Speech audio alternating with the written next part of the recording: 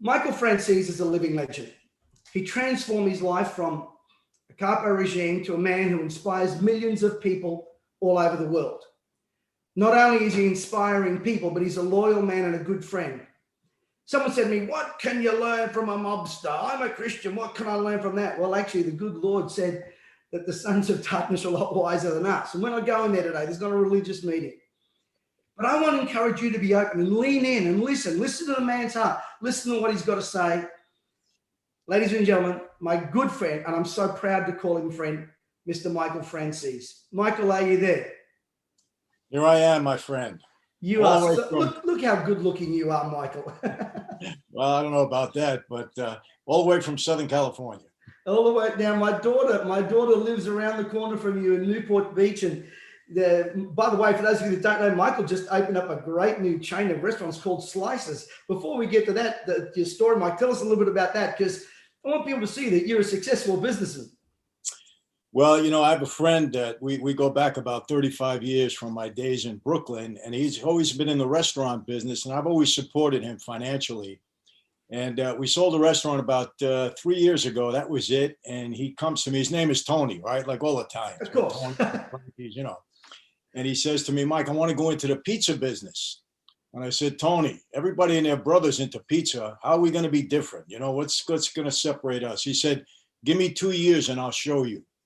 So, Pat, he went all over the country. He spent almost 6 months in Italy. Wow. And he came back with a delicious tasting pizza and a system that's perfect for franchising. Wow. So basically that's the story. And so we went into the franchise business. We have 7 stores either opening or opened right now.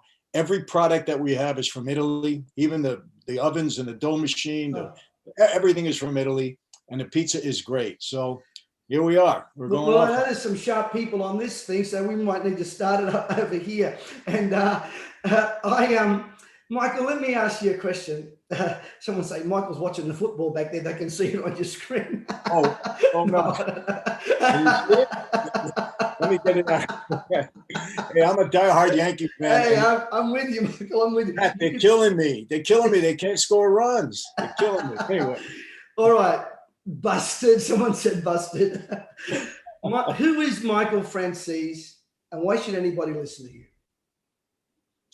Well, listen, I can't tell people to listen to me, but I can only continue to tell my story. And fortunately, for some reason, for the last 25 years, a lot of people have been listening to me. And look, you know, Pat, when you're as fortunate and as blessed as I am, and I always say this, and, you know, it's to those who have been given much is expected in return. And I've been extremely blessed in my life. I want to share my experiences in a way that they can help people and help them, you know, lead a better life, you know, do better in business, and learn from, you know, both my successes and my failures, because I had them both. Yeah. And fortunately, I've reached a place in life where I can share those and, you know, hopefully to everybody's benefit. Michael, how did you get started in the mob? There's always a starting point. Can you share with people, for those that don't know, how you actually got started in the mob? Well, you know, this wasn't something that I wanted to pursue, Pat. You know, I was in school, I was an athlete. You know, Mickey Mantle was my idol. I wanted to play baseball for the Yankees. My mom and dad wanted me to be a doctor. They wanted me on that road. I was a pretty decent student. So, I mean, I had a shot at that. But my dad, as you know, was a major figure. He was the underboss of the Colombo family, you know, one of the 5 Cosa Nostra families in New York. And he got in some very serious trouble in the 60s. And he actually went to trial several times, but at the end of the day, he was convicted of masterminding a nationwide string of bank robberies and sentenced to 50 years in prison. Now, I was, you know, in my teens at the time. My dad was my idol. I loved my dad very much. And in 1970, he went off to do that time. And at 50 years old, when he went in, we figured, you know, add 50 on that, he'd die in prison. So I felt an obligation to help my dad, because he told me he was innocent of those crimes. I believe him until this day. I'll take it to my grave. My dad was no bank robber. And so Joe Colombo kind of took me under his wing. My dad proposed me at some point for membership in the family. And on October 25th, 1975, I was 24 years old. I was formally inducted into that life after a period that I had to prove myself for a couple of years. And that's how it started for me. Michael, how difficult was it for your dad to see you come into that life? He probably didn't want that for you, but was it a difficult thing for him? Well, you know, it was kind of a mixed emotion for him. He initially did not want that for me because he thought, you know, get an education, do better with your life than I did. But then when I got in, I think there was some pride and emotion involved in that. And he and I were, you know, not only father and son, but now we were bound by blood in this organization that my dad really believed in. So, you know, he had a lot of pride in, you know, not only my becoming a member, but the fact that I had, you know, some significant success in that life. And, you know, it was a high point for my dad. I'll say that. Michael, for those that don't know, and I know you've shared about this, but there's a commitment or an oath. For those that don't understand that, are you able to share that, what that oath is and what you got to go through to get there? No one can just walk in the door and say, hey, I want to be, you know, whatever. Can you explain that to people? Because I've got a question I want to ask you about commitment in a moment. Yeah. Well, you know, first of all, you can't just go up to somebody in the life and say, I'd like to join. Somebody has to propose you, vouch for you, say you have what it takes. In my case, it was my dad. And once he proposed me, he was in prison, but I had to meet with the boss at the time. And he said to me, Michael, I hear you want to become a member of this life. Is that true? And I said, yes. He said, well, here's the deal. From now on, 24 hours a day, 7 days a week, you're on call to serve this family, the Colombo family. And to show you how strong a commitment that is, he said, that means if your mother is sick and she's dying and you're at her deathbed and the family calls you to service, you leave your mom and you come and serve us. From now on, we're number one in your life before anything and everything. And they said, when and if you prove yourself worthy to become a member, we'll let you know. And then you go through a recruit period where you had to prove yourself worthy and do anything and everything you were told to do. And, you know, I'm going to be honest, Pat, that could be something very menial. There's a lot of discipline in that life, a lot of authority. You're given an order, you have to do it. And, you know, that life at times is very violent and you're involved with the life, you're involved with the violence. I mean, there's no escaping that. After about 2.5 years, I proved myself worthy. And then October 31st, I was called into a room with 5 other gentlemen. That night, we all took an oath and became sworn made members. And, you know, the oath is very solemn, very serious. The 6 of us walked into a room individually. It was late at night, and they wanted you to understand the seriousness of what you were getting involved in. The boss was seated at the head of a horseshoe configuration, underboss and consigliere, which are 2 official positions with to his left and right. All the capo regimes or captains were alongside of them. And I walked down the aisle, stood in front of the boss, held out my hand. He took a knife, cut my finger. Some blood dropped on the floor. This is a blood oath. I cupped my hands. He took a picture of a saint, a Catholic altar card, put it in my hands, lit it aflame. Didn't hurt, it burned quickly. It was merely symbolic. And he said, tonight, Michael Franzese, you are born again into a new life, into Cosa Nostra. Violate what you know about this life, betray your brothers, and you will die, burn in hell like the saint is burning in your hands. Do you accept? Yes, I do. Once you accept that oath, you become a soldier. That's a formal position. That's a made man in that life. And you get started in a life. Michael, how important is commitment and that's a powerful, you know, I can see all this in my head. How important is commitment in this day and age to become successful? Because people think, you know, just put up a YouTube page, just put up an Instagram account and all. I mean, I know you've taken your YouTube from nothing to 500,000 followers. How important is commitment? Did you learn that then? When did that flick come in? It's just flick of the switch come into your mind? Well, no, I certainly learned commitment. You know, I mean, growing up, my dad taught me what commitment was all about, that when you agree to do something, you're committed to it and you do it. And, you know, don't make a commitment unless you can follow through. Yeah. But I have found that everything in that life, in my former life, Pat, that was a major commitment that you made. You're basically giving up your life to that organization. And there's no turning back, and there's serious consequences if you don't keep that commitment. So yes, I learned it then, but I also learned it, you know, obviously in life, when we commit to people, we want to keep our commitments. And in business, you know, you mentioned the YouTube channel. I didn't know what was going on with YouTube until last year in the pandemic. You know, I had 42 speaking dates that were postponed because of the pandemic. So, you know, you gotta pivot into something else. So I'm doing a lot of the different things. And one of them was YouTube. And it turned out to be a good deal for me because we did build up fast, but it's that commitment. I mean, I have to commit to filming videos every week. It just doesn't happen on its own. If I were to skip a week, the revenue would go down. So I'm committed now on a schedule to do the best job that I possibly can so that we continue to build and grow. No. Michael, Vanity Fair called you the biggest earner since Al Capone, the prince of the Mafia. How did you create that empire outside of your legitimate business? $8 to whatever, $10 million a week. Tell us about that, because a lot of people don't know that story. Well, Pat, anytime you do something, you gotta kind of learn the geography, the environment, the structure that you're within. And I got a pretty quick understanding of the mob life. And I was able to use that life to benefit me in business and use it in such a way where I didn't turn people off against me. I didn't have to extort them. I didn't have to threaten them. I understand that the life brought its own aura and its own power. And if you used it correctly, okay, you can really succeed. Plus I had a head for business. So I proceeded in that way. And, just very, very fortunate that I just had a good vision of things. Now, I want to explain to people, whether you're doing business legally or illegally, it's still business. You still have a formula you have to follow. You still have to, have business sense and business principles and a business plan that you have to follow in order to succeed. So, and I implemented that both in illegal activities in the gas business, which if you want to get into that, we can do that, and in my legitimate business, and I had many. And I've been able to take those same principles and apply it to what I'm doing now when I left the life.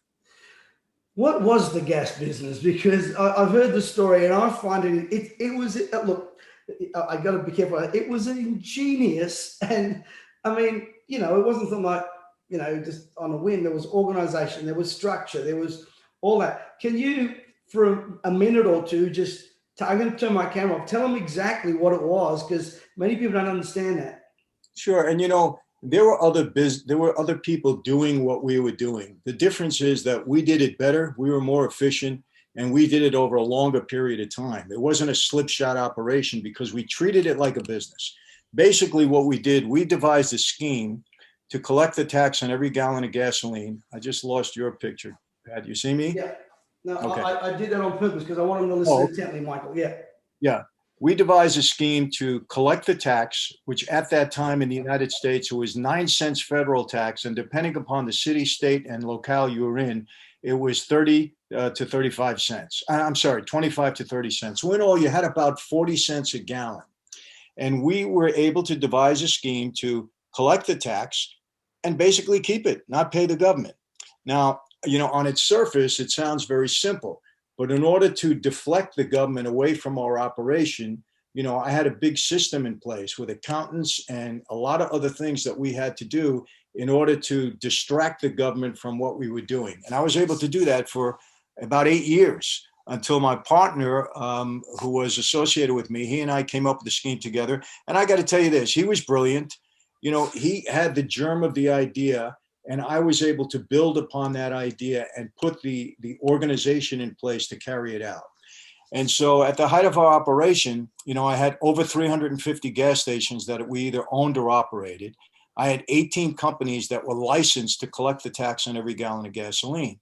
And, over at the height of our operation, we were selling 500 million gallons of gas a month and taking down 25, 30, 40 cents a gallon, depending upon who we sold and what profit we wanted to make on it. So, at one point in time, it was between $8 and $10 million a week that were coming in, very consistently. I heard you tell an interesting story about the initial stages of that. Your butcher came in, correct? Is that right? I find that every time I go to the deli, my wife starts to question me now. Well, I'll tell you what happened. The fellow that brought me the deal, and he had a small operation out on Long Island. He was eventually my partner, and he was being extorted or shooken down from, 2 guys from another family. So he came to me and I kind of took a liking to him and I said, I'm going to help you out. So I made those 2 guys go away that were bothering him. And then, they're thinking small. They were shaking him down for a couple $100 a week. and they didn't see the big picture. But when he explained it to me, I kind of saw that there was something more here. So I said, let's go into business together, but I don't want to be involved in your company. I don't know if you owe taxes or anything else. We're starting a new company. So we started a new company. It's called Galleon Holdings. And I got my butcher friend, he was a big, imposing guy, had a big scar on the top of his head. He was a scary looking guy. His name was Vinny. And I said, Vinny, I want you to stay with Larry. We're going into a new office. Watch this guy for the next 2 weeks. Let's see what he does. You know, he's putting this little scheme together. Let's see how it works out. So about 2 weeks later, he comes to my house on Saturday morning because he always brought me meat on Saturday, right? So this day he has a box on his shoulder. He rings the doorbell early in the morning. And he comes in and I says, Vinny, what are we doing with all that meat? What am I having, a party? I don't know about it. He said, Chief, come into the kitchen. It ain't meat. So I'm saying, what is this guy talking about, right? So he goes in the kitchen. He puts the box on the table, opens it up. All of a sudden, I start to smell gasoline everywhere. Anyway, in the box was $320,000. And he says to me, this is the first week's take in the gas business. Well, he got my attention, right? So we grew that, 320 to, like I said, 8 to 10 million a week. And Michael, you also owned a lot of other legitimate businesses, correct? Yes, yeah. What were some of those businesses that you were involved in? Well, I had 2 automobile agencies. I had a Mazda agency. I had a Chevrolet agency. I had a big leasing company. I owned 2 auto body repair shops. I had a number of video stores at the time, when video stores were big, like Blockbuster and that. I had a number of small stores there. I had a couple of restaurants that I was involved in. And I had a film production and distribution company. Wow. And a very successful one back in the day, and those were the major things that I had. I got involved with a lot of things, Pat, because people were always bringing me deals. And Michael, how important, see, this is what I keep saying to our students and to the people out there, what I'm going to be sharing with them, in about 20 to 15 minutes or so. You've got to create multiple streams of income. When COVID hit, like you, I'm a presenter, I'm a speaker. And, we were planning on doing events in Italy, if you remember that. And we're going to, yes, it all came tumbling down. We had to pivot, change. Right. And guys, if you're using yesterday's methods in today's world, you're not going to have it tomorrow. So here's what I want to ask you, Michael. How important is to have multiple streams of income in your life? Well, it is important, Pat. And that's not to say that you just jump at everything that comes your way. Obviously, we always take risks in life, but they got to be calculated risks. You got to know, pretty much that you have a good advantage going in and coming out. Yeah. But it's always good because, look, how many people were destroyed in this pandemic? I mean, I understand. And fortunately, guys like you and myself, we were able to pivot into other things because we had other things kind of germinating, going on. Yeah. And it's very, very important. And, a point you made before that I want to reiterate, cash flow is king. Yeah. Cash flow is king. Yeah. I'll give you a quick story. When I first started my Mazda agency, I was a kid. I was 21, 22 years old. I took over an agency that you couldn't give a Mazda away. Couldn't give it away because the Wankel engines were blowing up, right? Couldn't do it. But here's what I was able to do. I was able to build up my service department. There's a lot of different things. I want to get into technicality, but there were times I did not turn a profit in that business for a year and a half building it up. However, I had daily cash flow. And what I was able to do is I had credit with my suppliers. I worked out 30-day credit terms. So they never knew that I was really in the red for a year and a half because cash flow kept coming in. I was able to pay my bills. I had, credit on different terms. Cash flow is king. Absolutely. And I've said that my whole life. And I tell my kids that and everybody that I get involved in, you got to have streams of income. Absolutely. This is one of the reasons why I invited George on. George, he's a great guy, man. I mean, he's Greek, but he's okay. I hope he's probably not listening now. But a great guy. Teaches people how to make, it's almost cash on demand, and 3, 5, 6, 7% a month. People go, oh, it's only 6% a month. Well, see what the banks are giving you right now, right. And over 12 months, if it's 3, that's 36% increase. Mm-hmm. But how important was it for you, Michael, to build a team around you?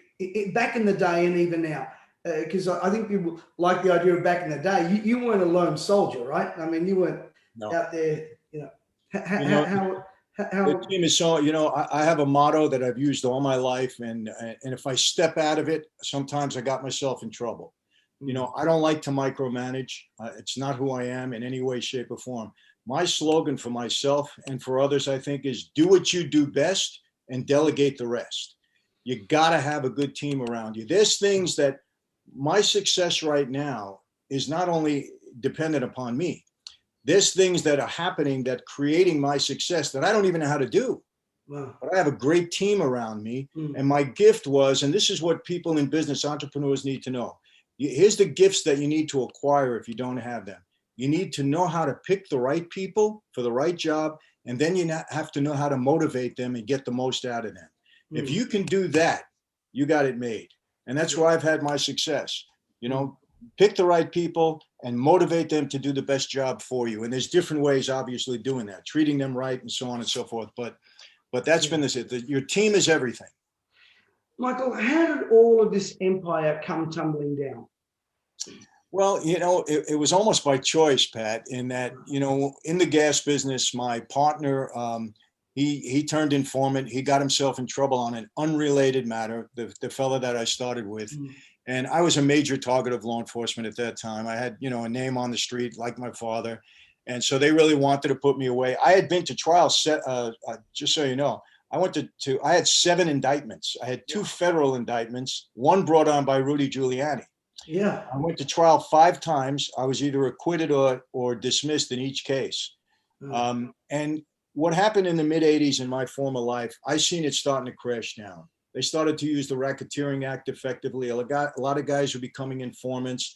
The amount of time they were giving guys was astronomical.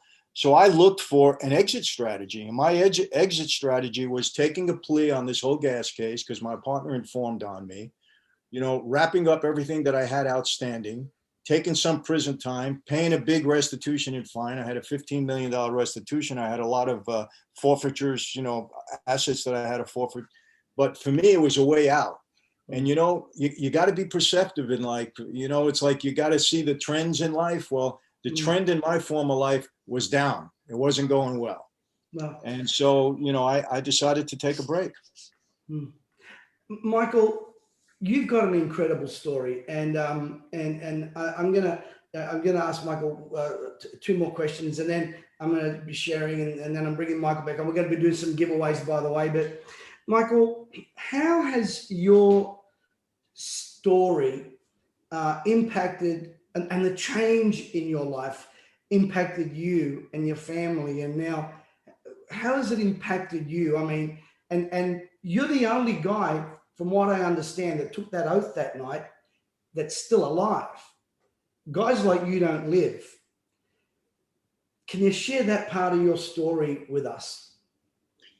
Well, listen, Pat, I mean, I was extremely fortunate. Look, my wife, I met her when she was 20 years old. She was a strong believer, a strong Christian, as was her mom. Yeah. And, you know, in a big way, they led me to faith and led me to Christ. But really, I spent 29 months and 7 days in solitary confinement. And that's a 6x8 cell, 24/7. It was me and God. And it was during that time that I don't want to say I had a transformation. I had an awakening. You know, I started to really get into scripture. I'm a guy, Pat, you know, I've been to trial so many times. My whole life has, up to that point, was based upon evidence. Evidence trying to prove my innocence, you know, to get people. I'm a very analytical type of guy. I want to see evidence. I'm not easily persuaded. You have to show me, because that's been my life. And so based upon what I believe is solid evidence, you know, I came to my faith and came to Christ.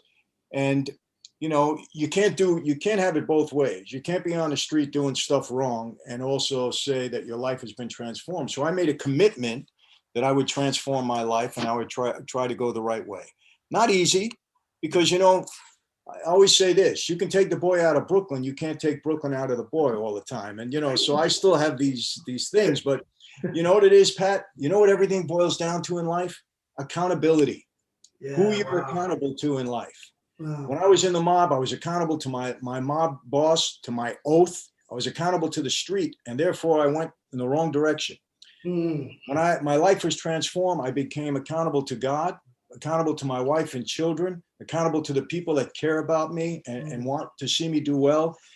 Accountability is everything in life. And that's the choice that you have to make at some point. Who are you accountable to? And as a result, I've been extremely blessed. I've had a lot of hard times, Pat. Don't get me wrong. A lot of challenges. You know, there was a contract on my life. I had to go through a lot of stuff when I walked out. My dad disowned me. Fortunately, we patched it up, before he passed away.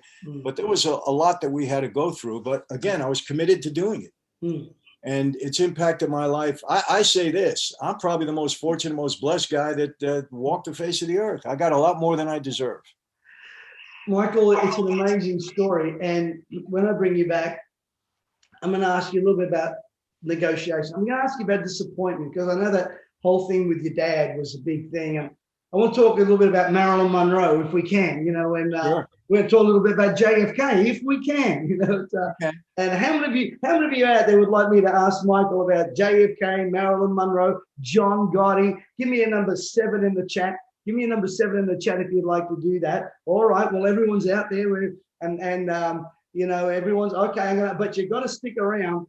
Michael, I'm about to teach people how they can monetize their story, and a lot of people disqualify themselves.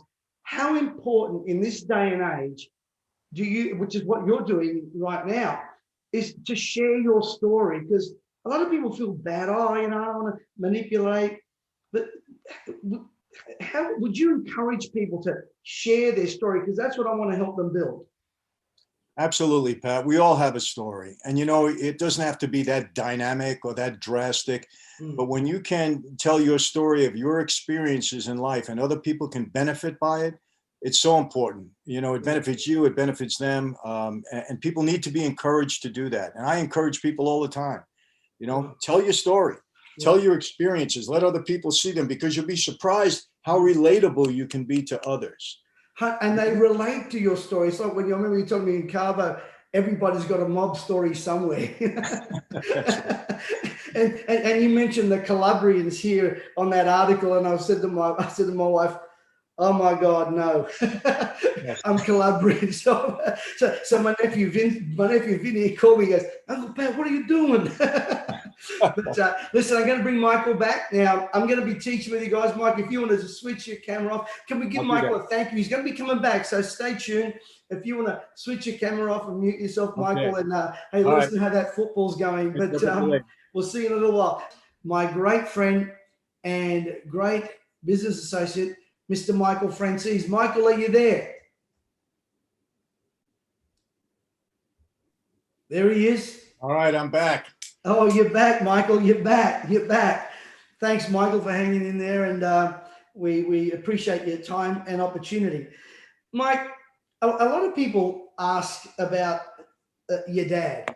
Tell us a little bit about your dad. And I mean, I understand he was the eldest living mob guy. He was a bit of a legend, wasn't he? Yeah, he was. He was a very high profile guy. And, he was at the time of his release from prison, he did 40 years on that 50. He was 100 years old in 2017. He was the oldest living inmate in America at the time of his release. And he died in last year. And at 103, he was the oldest living mob guy in America, most likely in the world. I don't think too many guys live to that age. So, and my father was a stand-up guy all the way. His legend was that he never opened his mouth, and he took it like a man, and he lived that way and he died that way. There was a disappointing time that something happened where you kind of felt like you were thrown a bit under a bus. I won't divulge it. Can you share with us about that, and how did you overcome that disappointment? Yeah, one of the, I guess, hurtful things or dangerous things about that life, you could be in trouble. You don't know it. Your best friend walks you into a room for a meeting. You don't walk out again. Wow. And unfortunately, that's a reality of that life. When you're around long enough, you get to witness that. But I had one of those walks one night, and it was my best friend that drove me to a house in Brooklyn. And I don't want to go, the whole story is a 15-minute story, so I don't know if I want to that. But hey, the floor is yours. Basically, my dad and I were meeting, and what happened, Pat, I was making so much money in the business, And I think it was Newsday that wrote a story about me that I was making billions of dollars. And when you're making that kind of money, you know, they also said that I was getting strong enough to break off from the Columbos and start my own family. Now, there was no truth to it whatsoever. It was a fictional story that some reporter made up. But, you know, it gets into people's heads on the street. So I think my boss got a little intimidated by that. My father was out on parole. I was doing well. My father's, a very well-regarded guy also. So maybe he thought that maybe we were going to try to make a move on the, who knows, you know? So my dad had called me one afternoon while he was on parole, and he said, you know, the boss wants to see us. We got to go in. And he said, they want you to go in first, me to go in second. Now, I didn't like that. I said, Dad, you know the talk on the street, you know, let's go together. Why would we let them separate us? But he said, no, we got an order. We got to do it the way we were told, you know, and my dad always by the book. And so I never had an argument with my dad, Pat. That was the first time. Wow. And I said, we were both captains at that point. We were the same rank. And I said, no way, we're going to go together. If we go, we don't let them separate us. Let's go together. Back and forth, back and forth. Finally, I gave in. I said, Dad, you know what? I don't like it, but I've been listening to you all my life. I'll listen to you on this. So another captain, you know, calls me and he says, Mike, meet me on 18th Avenue in Brooklyn. So I park my car. I meet him there. I get in the car. He's driving, and there's somebody sitting in the back seat. Now, I didn't recognize this guy too well. Now, that's not a good setup, you know. And so Jimmy's not really, his name was Jimmy, the guy in the front with me. I know him my whole life. He's not really telling me what this meeting is about. That's not a good sign, right? Yeah. We parked the car in Brooklyn. The meeting was in somebody's house. It was a covert meeting because the boss was on parole. So we had to be very careful for him not to get violated meeting with us. Well, Pat, we parked the car. It was a summer night. It was in August. I get out of the car. Jimmy, my friend, gets behind me. I'm assuming the other guy is behind him. It was about a 30-yard walk from the car to the basement apartment that we were going into.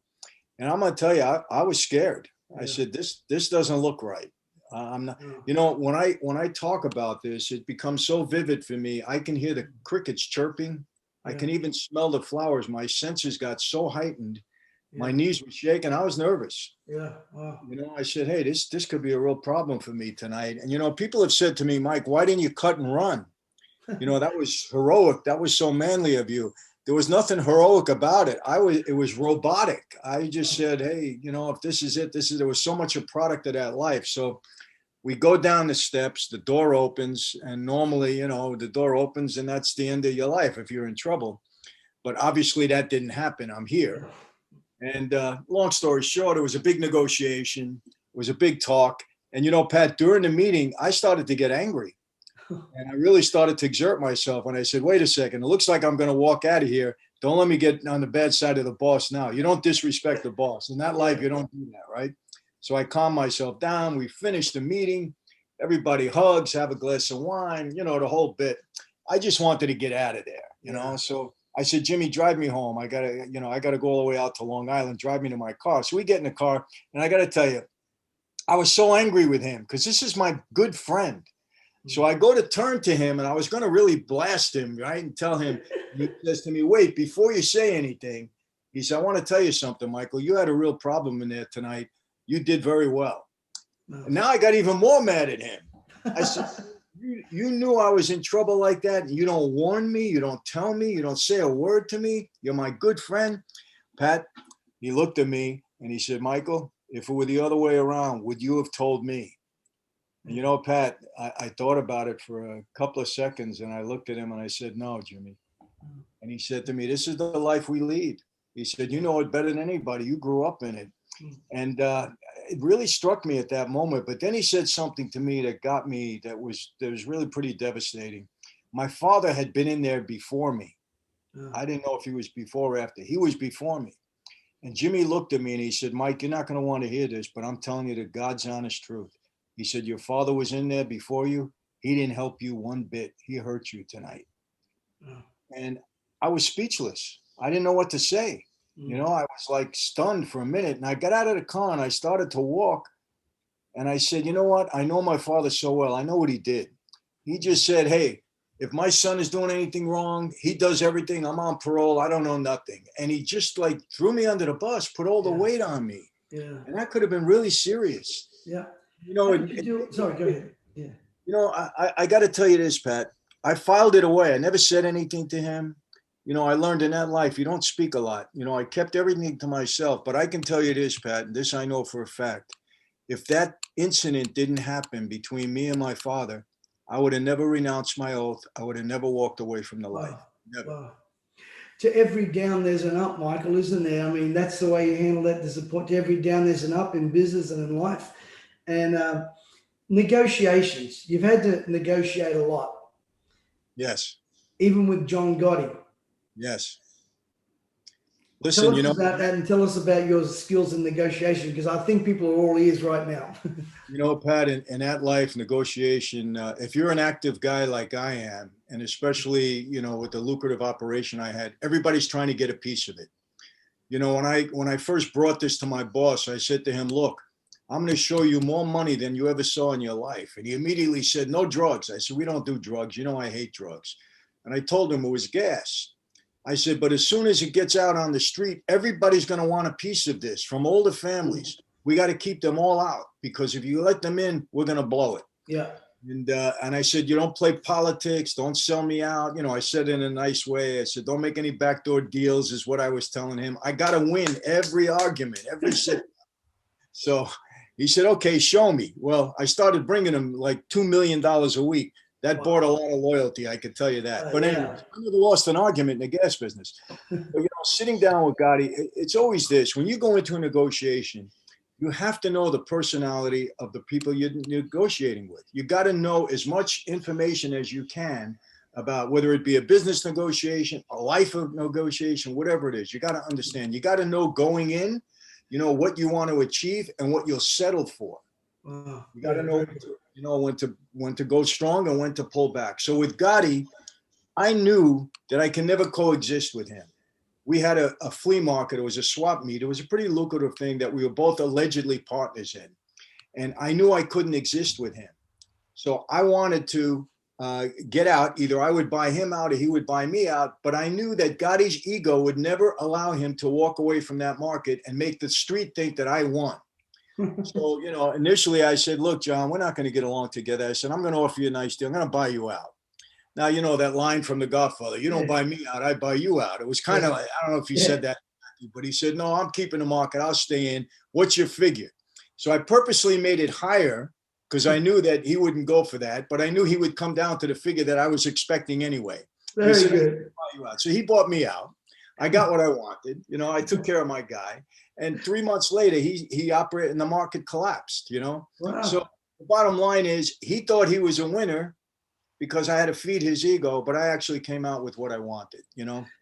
And that's such a great lesson, you know, understand the personality of the people you're negotiating with. You know, you try and negotiate with a choleric, you're not going to win. But there was an interesting story, Michael, that Fat Tony Salerno.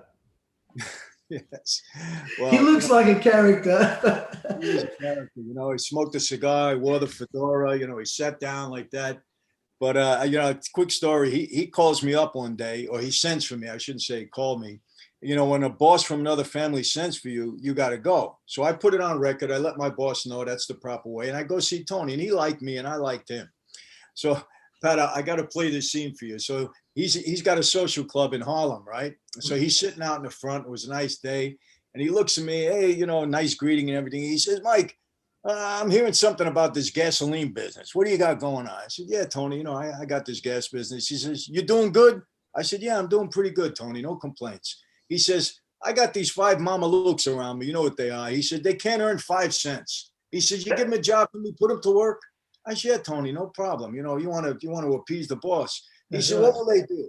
I said, well, Tony, I got a lot of gas stations. How about I give them each a gas station to operate for me? He says, yeah. I said, but Tony, don't let them rob me. You know how these guys are. He says, rob you? I'll cut off their hands. I said, you don't have to do that. Just don't let them rob me. So he says, okay. He says, how much you going to pay them? So now I'm thinking, I don't want to insult the boss, right? I said, Tony, how about I give him $1,500 in cash a week? Will that work for you? He says, $1,500, give them $500, give me the $1,000. I say, whatever you want, you know. Hey, but you know, and the amazing thing is that he actually still gave him something. That was that's and again, lesson learned. You know, what I'm hearing from you in business, Mike, is you understand posture, you understand respect. You know, and that's a wonderful thing, Michael. Your dad. Getting back to your dad. The story floating around about him and Marilyn Monroe. Yeah. Well, listen, you know, after my mother passed away, you know, shortly after, I went to visit my dad, and he was still in prison then, and we started to talk about things. And I said, Dad, you know, I said, I don't want to hurt your ego. I said, but in the '60s, you weren't the biggest guy around. I mean, Carlo Gambino there was a lot of big guys, a lot of big names, Joe Colombo. I said, why did the government come down so heavy on you? I said, I don't get it. You know, explain it to me. He says, Mike, I never wanted to tell you this when your mother was alive out of respect, but I'm going to tell you now. I said, what? He said, you know, I was in a Stork Club, which is a very famous club in Manhattan. Everybody used to hang out there, from, you know, judges and prosecutors to mob guys, and it was mob owned, right? Mm-hmm. So he says, I was in there one night, and Frank Costello introduced me to Marilyn Monroe. He says, and, you know, we had an affair, and we went on for a while. He says, and then, you know, I was with your mother. It wasn't the right thing. So I said, okay, so what does that mean? He says, well, she told me that one day, you know, she was having an affair with Bobby Kennedy, who was the Attorney General of New York. And he says, and, you know, she was having relations with him, and she started yelling out my name, Sonny, Sonny, Sonny. So Bobby Kennedy got on the phone with J. Edgar Hoover that time and said, I don't know who this Sonny Franzese is, but I want him in jail. And you know what? My father exaggerated a little bit, but, you know, at that time, you don't know the history here. J. Edgar Hoover wouldn't even admit that there was a mafia. Absolutely. That's right. We had stuff on him. And he would never even admit it.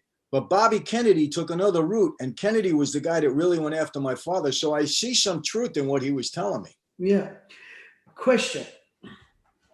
You know, I love history. You know, I'm not a real conspiracy theorist. You know, I look at now what's happening in our world, and I kind of go, I won't even discuss it on here. I kind of go, we're getting scammed. But I think one of the biggest mysteries, which I don't think it is a mystery, was JFK. I'll make it straight going, not the level of you, but I don't know. I've never seen a bullet shoot a guy four times, you know. And I understand it's a public forum, but what do you really think happened to JFK? Well, Pat, look, you know, obviously I was, you know, 10 years old when JFK got killed. But I can tell you this. Everybody that I spoke to in that life, and they have no reason to lie to me, my dad, who was very active during that time, you know, some of the other guys that I was very close to, without a doubt, in my mind, okay, this was a mob orchestrated hit. You know, Joe Kennedy, you know, he was a bootlegger. He was involved with the mob. The bottom line is we delivered the election to Kennedy. Correct. Illinois. We delivered it to him. And as a result, we were supposed to have access to the White House. Well, Bobby Kennedy went the entire other direction on us. And people on the street were very, very upset. And they orchestrated it. And you know what? I'm going to tell you this.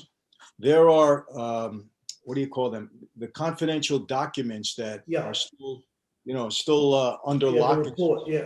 I can tell you that they will never release them, because I believe the truth is in there, and the U.S. government will never want the public to know that a sitting president was assassinated by the mob or orchestrated by the mob. So they're going to remain classified. Now, Trump was almost going to let them go, and then he backed off, because I think they told him, hey, you can't do this no matter what.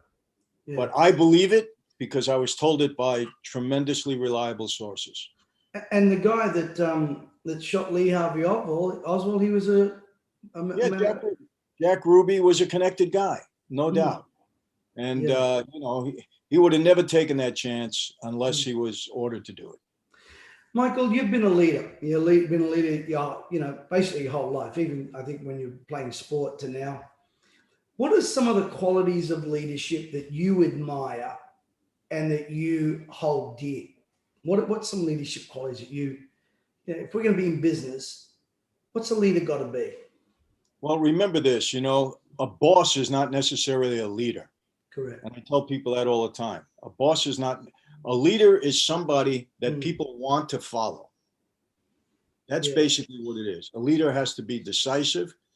A leader has to treat people in a way that they are, he's charismatic in a way that they want to follow him. They got to buy into him. They got to believe in him, whatever it is you're selling. If you have a company and you're the boss and you're a leader, you're going to have your people buy into your concept, and look, there's a lot of, innate qualities that go with that. But I think you can learn to be a leader also.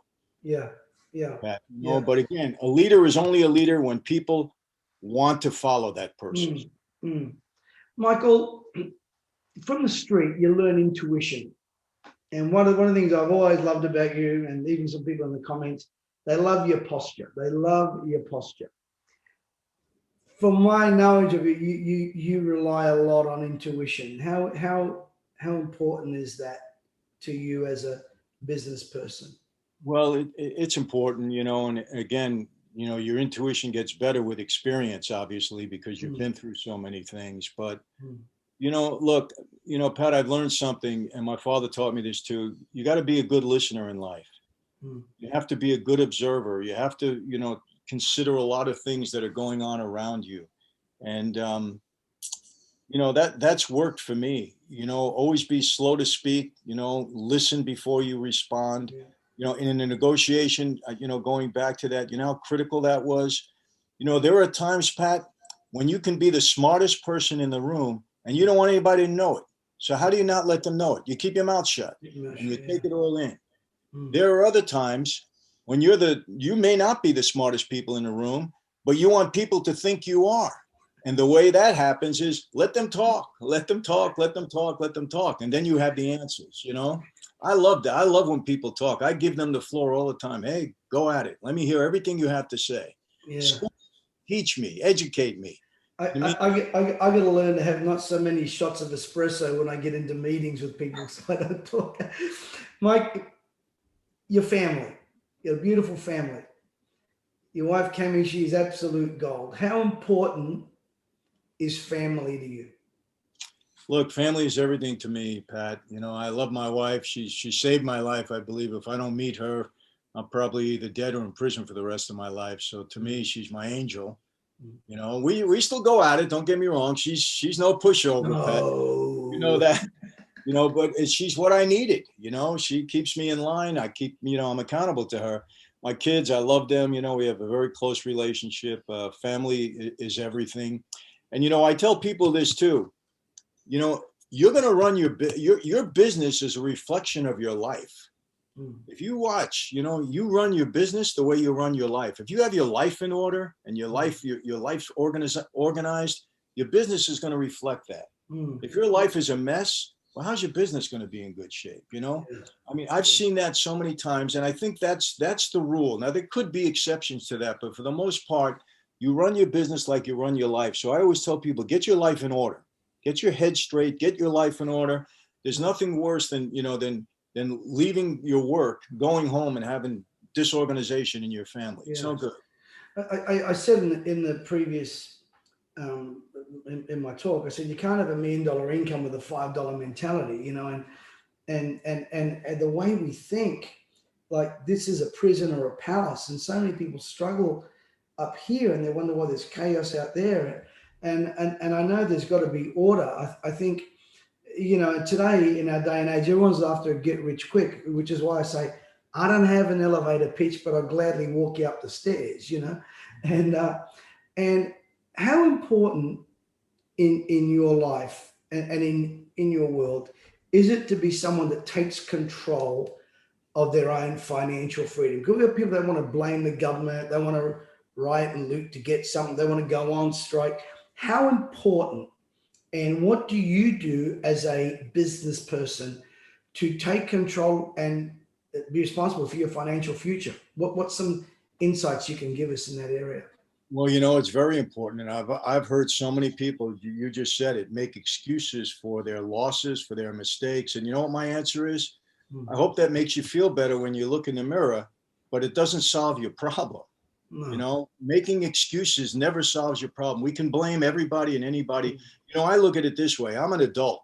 If I make a mistake, shame on me. I can't blame anybody else. You know, I've been around long enough to know how to handle things. And even if I get taken by somebody, shame on me. You know, he got one better on me. I shouldn't allow that to happen. But you know, you have to take control of your life, Pat, you know, and that's why it's good to have good advisors around you. Yeah, absolutely. Sometimes we don't have all the answers. You know, sometimes, you know, you don't know if you're making the right decision. You want to speak to somebody that might have a little better knowledge in that area. And it doesn't mean you have to listen to him, but at least you can apply that knowledge to what you know already and then make an intelligent decision. And, you know, hopefully when you do that, most of the time you're going to win. Yeah. Michael, it's always great to hear you. It's even better to see you. And I miss our little Straga times that we had in Cabo San Lucas. And but it's been great talking to you. Now, Michael, and by the way, guys, everyone stay on board because my next guest is going to blow you away, speaking about taking control of your financial world. George Focus is amazing. Mike, I hope you meet him one day. I know he's sitting there listening, and he said, take your time. I'm not going anywhere, but we've got some time restraints. But I'm going to be giving away some vacations, 5 vacations, Michael, 5 beautiful resorts. We cover all their rooms. They just got paid tax. We cover all that. So you've got to stick around till after George is done, and then we're going to do those giveaways. But Michael, it's a pleasure. It's been awesome. I better get George on. You know what these groups can be like, you know. Yeah. Well, I do want to tell you, the people looking in, that I was on one of those vacations, and Pat knows how to do it. He does it right. But let me tell you something. So take advantage of that, and I hope you're one of the lucky ones. Michael Franzese, thank you very much. Give my love to the family. Can we also thank you to Michael? Now, hang on, because the best, not the best. I'm not going to say the best is yet to come. We're just going to add more value. I'm not saying that to Michael Franzese. You go and get him. Pat, thanks. And let's stay in touch and give my love at home and everything else. I will. Now, tell the daughter to come into Slices. Let me give her a slice of pizza. I know. I keep telling her, and she says, "Dad, I'm going to go down. I'm going to go down." And by the way, my son-in-law's blog just got a biblical blog just got picked on the Bible app. You know, so he's just going gangbusters for them over there. But I'm going to tell her. I'm going to screenshot you right now, and Michael, just say, Chantel, come to the Chantel. Where are you? Chantel, oh, is she there? Yeah, she should. Yeah. All right, I'm going to get you to definitely the best slice of pizza you're going to have in all of California and most of the country. I'm not going to say all, but most. So you're my guest. Let me know when you're coming in. We'd love to serve you, and I know you'll be back. Okay. Thanks, Mike. Chantel would love that. All right, guys. Thank you, Michael.